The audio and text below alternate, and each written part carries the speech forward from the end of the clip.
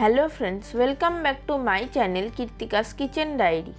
মিষ্টি খেতে আমরা বাঙালিরা প্রত্যেকেই ভীষণ পছন্দ করি, আর এই মিষ্টিটি যদি বাড়িতে বানানো হয় তাহলে তো কোনো কথাই হয় না। আমার আজকের রেসিপি ওড়িশার ফেমাস ছেনা পোড়া বা ছানা পোড়া বা ছানার কেক, যেটাই আপনারা বলবেন। আর এই ছানা পোড়াটা বানানো কিন্তু ভীষণই সহজ, আর ঘরে থাকা মাত্র কয়েকটি উপকরণ দিয়েই এটাকে আপনারা বানিয়ে ফেলতে পারবেন। তাহলে আসুন দেখে নেওয়া যাক আমার আজকের এই ওড়িশার বিখ্যাত ছানা পোড়ার রেসিপিটি। আর ভিডিওটি শুরু করার আগে আমার রেসিপিটি ভালো লেগে থাকলে অবশ্যই একটি লাইক, কমেন্ট ও শেয়ার করে আমার চ্যানেলটিকেও সাবস্ক্রাইব করে দেবেন। তো ছানা পোড়া বানানোর জন্য এখানে আমি সবার প্রথমে নিয়ে নেব ঘরে বানানো 2 লিটার ফুল ফ্যাট মিল্ক দিয়ে তৈরি ছানা। এবার এই ছানাটাকে আমি প্রথমে হাত দিয়ে একটু ভেঙে নেব, তারপর এটাকে 3 থেকে 4 মিনিট সময় ধরে একটু মসৃণ করে মেখে নেব। তবে খুব বেশি সময় ধরে ছানাটাকে মাখার কিন্তু একদমই দরকার নেই, এতে করে ছানা পোড়া তৈরি করার জন্য ছানার টেক্সচারটা নষ্ট হয়ে যেতে পারে। জাস্ট 3 থেকে 4 মিনিটের জন্য ছানাটাকে মেখে নিলেই হবে।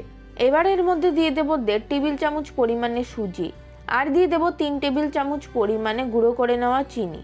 এবার এই সুজি আর গুঁড়ো চিনিটাকে ছানার সাথে খুব ভালো করে মিশিয়ে ছানাটাকে আরও 1 থেকে 2 মিনিট সময় ধরে একটু মেখে নেব। 1 থেকে 2 মিনিট সময় ধরে ছানাটাকে খুব ভালো করে মেখে নেওয়ার পর এবার এটাকে আমি 10 মিনিট এভাবেই রেখে দেব, যাতে সুজিটা ভালো মতো ফুলে যায়। 10 মিনিট পর দেখুন সুজিটা ফুলে গিয়ে ছানাটা বেশ অনেকটাই ড্রাই হয়ে গিয়েছে।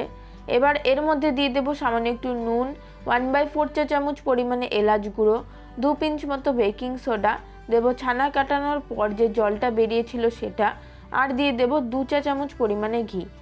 এবার এই সমস্ত কিছু দিয়ে ছানাটাকে আমি আবারও খুব ভালো করে মিশিয়ে আরও 1 থেকে 2 মিনিট মেখে নেব। 1 থেকে 2 মিনিট ছানাটাকে মেখে নেওয়ার পর এবার এর মধ্যে দিয়ে দেব কিছুটা পরিমাণে কাজু আর কিশমিশ। এবার কাজু কিশমিশটাকেও ছানাটার সাথে ভালো করে মিশিয়ে নিলেই আমাদের ছানা পোড়া তৈরি করার জন্য ছানার মিশ্রণটা একদম তৈরি হয়ে যাবে। এবার ছানা পোড়াটাকে আমি যে পাত্রে বেক করব সেটার মধ্যে বাটার পেপার লাগিয়ে সেটাকে ভালো করে ঘি ব্রাশ করে নিয়েছি।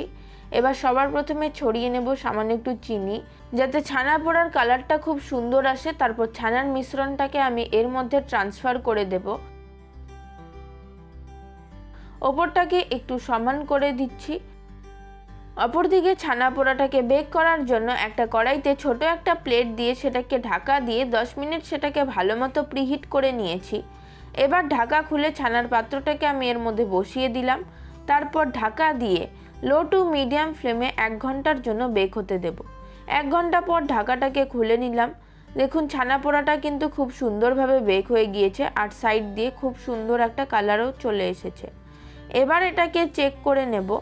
এটা যেমন কেকের মতো বেক করতে হয়, কেকের মতো কিন্তু এটাকে চেকও করতে হয়। একটা ছুরি বা টুথপিক এর মাঝখানে ঢুকিয়ে দেখে নেব যে ছুরির গায়ে ছানার মিশ্রণ লেগে আছে কি না। এখানে যেমন ছুরিটা একদম পরিষ্কার বেরিয়েছে, তার মানে ছানা পোড়া কিন্তু এখানে একদম রেডি। আর এর সাইডগুলো দেখুন ছাড়তে শুরু করে দিয়েছে। এবার এটাকে কড়াই থেকে নামিয়ে নেব। এবার এই ছানা পোড়াটাকে পুরোপুরিভাবে ঠান্ডা হতে দেব।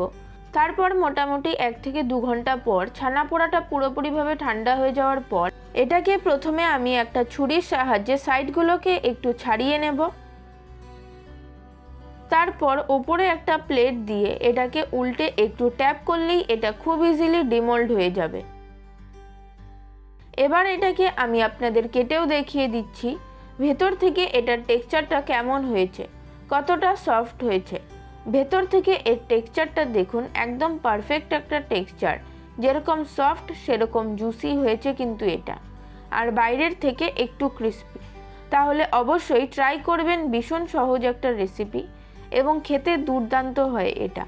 রেসিপিটা বাড়িতে ট্রাই করে আমায় জানাবেন এটা আপনাদের কেমন লাগলো, এবং রেসিপিটাকে ইউটিউব থেকে দেখে থাকলে চ্যানেলটিকে সাবস্ক্রাইব করে পাশে থাকা বেল আইকনটিকেও অবশ্যই প্রেস করে দেবেন। আর ফেসবুক বা ইনস্টাগ্রাম থেকে দেখে থাকলে পেজটিকে ফলো করে দেবেন। আজকের মতো এই পর্যন্ত, দেখা হবে পরের ভিডিওতে নতুন কোনো রেসিপির সাথে। সকলে খুব ভালো থাকবেন, সুস্থ থাকবেন। ধন্যবাদ।